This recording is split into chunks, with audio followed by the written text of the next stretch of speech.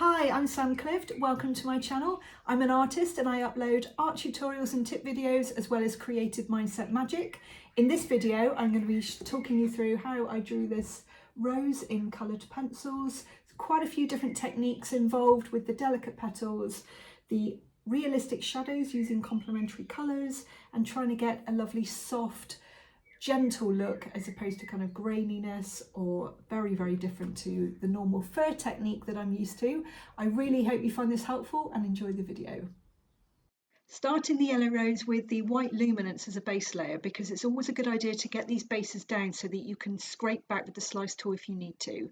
And then going in with the lighter yellows, I'm using the light cadmium yellow, I'm using the very light yellows in the luminance, and then just going in with a little bit of colour through the shadows. I'm trying to map in where everything is. When you start a drawing, it takes a little while to get into. So just working out which colours work, which don't. I later found that the shadows I put in with the greys was a little bit too dark, and I ended up going back over them with some oranges, which made it a lot more realistic in the shadows. It's generally a good idea to go in with complementary colours in the shadows because that really gives much more of a realistic look than the greys and the browns or even blacks that you think they would be.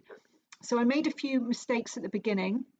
And then moving on through the rest of the flower, I thought I'd go petal by petal, bringing in the oranges, so the cadmium oranges in the luminance and in the polychromos was much more effective. And I ended up going in with the caput mortuum violet, which was an amazing shadow.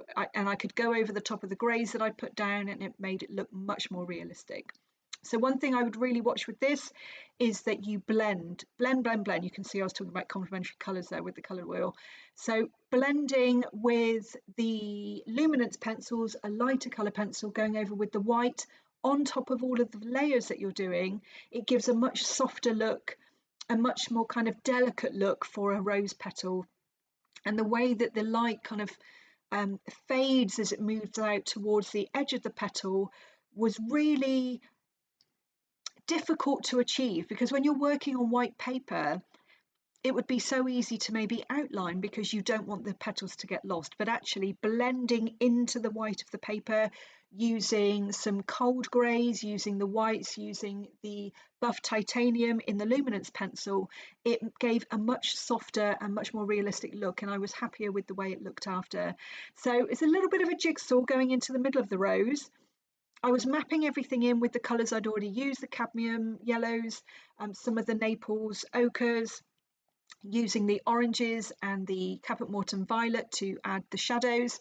But I wasn't finishing it completely. I was going in and probably getting about 80% done and then moving on to the next petal so that it kind of made sense, mapping in the shadows, using the warm greys and the cool greys, but the lighter colours, going up to about 3 or 4, not going into the warm grey 6, which is a normal shadow colour that I use. It just did not work with something as delicate as a rose. Great for fur, not so great for petals. So the light greys were fine, and some of the petals were a little bit grayer in look. They had a bit more of a blue tinge.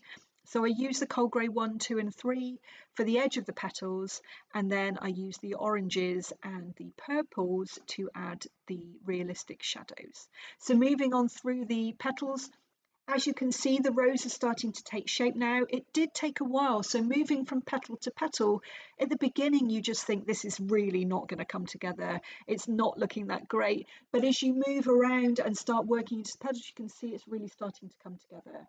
I used the lighter colours, the creams, the ivory, the white luminance pencil to go back over the lighter pencils and to blend them. So I was getting rid of graininess. I was making sure that any texture that was on the petal, because there were some lines, were in the direction that I wanted it to be, not the way that the paper was going, because that's quite a diagonal look and it can really go against what your eye sees. It just looks a little bit odd.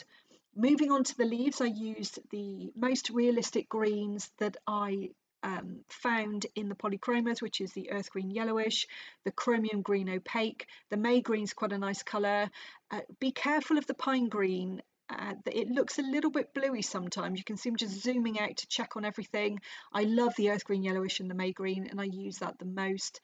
just going in with the lighter colours and then working my way up, not pressing very hard at all. I'm working up through the grain nice and slowly, just adding more and more layers of the same colour to bring out the pigment, not going in really hard because I needed to be able to put down the darker colours.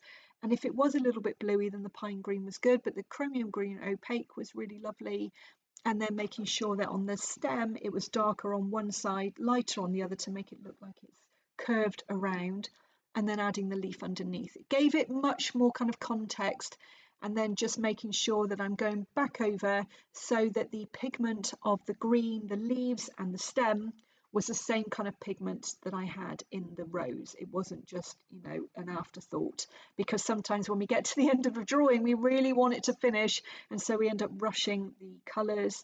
We don't go in as much layering as we did at the start of the drawing, which we felt a little bit more enthusiastic about. So just making sure that everything matched, darkening up the values as much as it needed to, going back in, using the slice tool if I needed to, using the eraser, and then darkening the darkest parts to make sure that it kind of stood out and it popped, going in with the violet, and any kind of purples, just to add a little bit more shadow to finish, to make it stand out and pop a little bit more.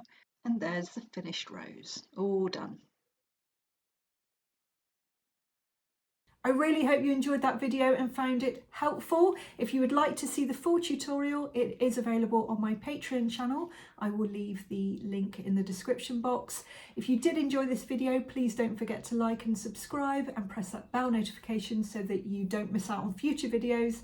And I really look forward to seeing you next time. Bye for now.